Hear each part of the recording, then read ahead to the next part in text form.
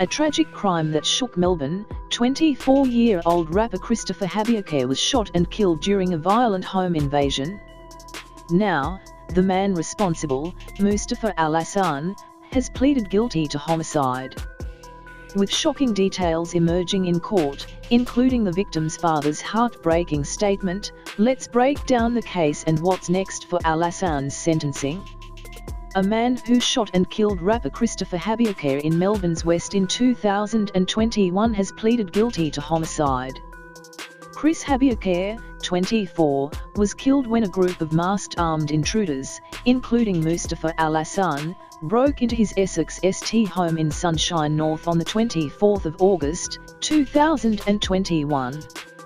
Alhassan returned before the Supreme Court of Victoria on Wednesday, where he pleaded guilty to homicide by firearm causing Mr. Habiyakare's death and handling stolen goods. Defence barrister Karen Argyropoulos SC said her client acknowledged the seriousness of the offences and the lengthy jail sentence he would likely face.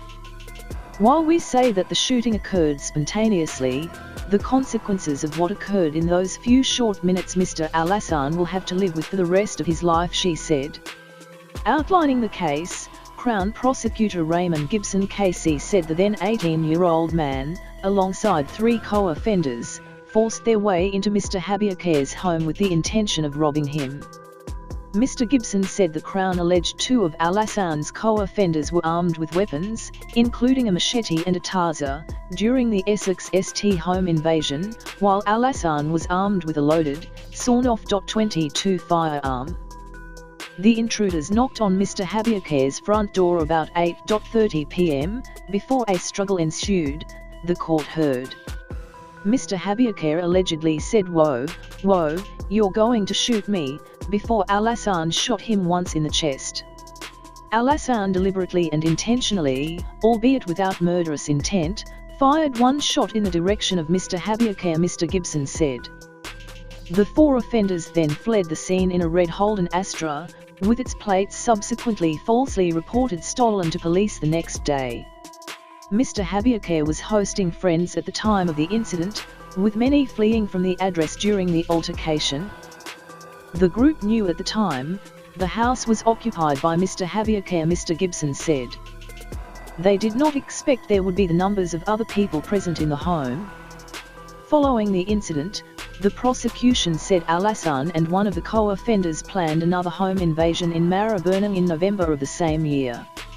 Justice Christopher said Alhassan wanted to become a gangster. Alhassan was arrested on the 16th of March, 2022 and denied any knowledge or involvement in the murder. During a search of Mr. Habiyakare's home following his death, detectives seized a black safe, which contained $41,000 in cash, cannabis and a bag containing a crystal substance believed to be methamphetamines. The court heard the deceased sold cannabis and other drugs from the home in Sunshine North. Alhassan's defense said the untimely death of Mr. Habiyakare occurred as a result of what was planned to be a home invasion. Clearly that plan went terribly wrong with consequences that were not intended, Ms. Argyropoulos said. She argued Alhassan did not expect Mr. Habiyakare to be home. Justice Beale questioned why Alhassan and his co-offenders would enter the home armed to the teeth, if they believed the house was unoccupied. Ms. Argyropoulos accepted that Justice Beale may have credibility concerns, due to Alhassan's varying accounts of the details of the home invasion before and after his arrest. The defense argued, however, Alhassan had been diagnosed with PTSD while in custody, which may have impacted his memory. In relation to her client's homicide charge, Ms. Argyropoulos argued Alhassan did not intend to kill Mr. Habiyakare and did not know he had been fatally shot in the chest when he fled the scene. Our primary submission is there was no evidence at that particular time that Mr. Alhassan knew Mr. Habiyakare had been shot at all, she said. He only learned of the death from a co-offender after the initial shot caused everyone to flee, but he later learned Mr. Habiyakare had died.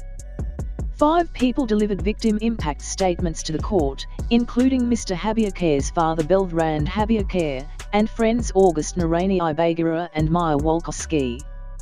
Beltran said he had experienced strong anxiety and panic attacks that he had never had before his son's death, and had dropped out of Melbourne University where he was studying. The thought that I no longer have my first son has rendered my confidence brittle and put my hopes for the future in jeopardy, he said. I sometimes erupt into tears when driving to work in the mornings. At work, I must regularly take some time off work for unknown reasons, just because some days I wake up feeling so low that I cannot pretend to be okay. Mr. Narani Ibagara said he had been paranoid after his friend's death, which led to him moving to a different state. I didn't feel safe or comfortable in the state that I loved, he said. After a year of counseling, I started to feel like myself again, but the truth is that I will never be the same again. Justice Beale said Al-Hassan would receive a significant discount to his sentence for pleading guilty, however he was far from persuaded Al-Hassan was remorseful for his actions. Ms. Argyropoulos urged the court to consider her client's youth, absence of prior offending and rehabilitation prospects in the sentence. Justice Beale remanded Al-Hassan in custody to a sentencing date which is yet to be determined. What are your thoughts on this heartbreaking case? Do you think justice will be served? Let us know in the comments. And don't forget to like, subscribe, and hit that bell for more true crime updates. See you in the next one.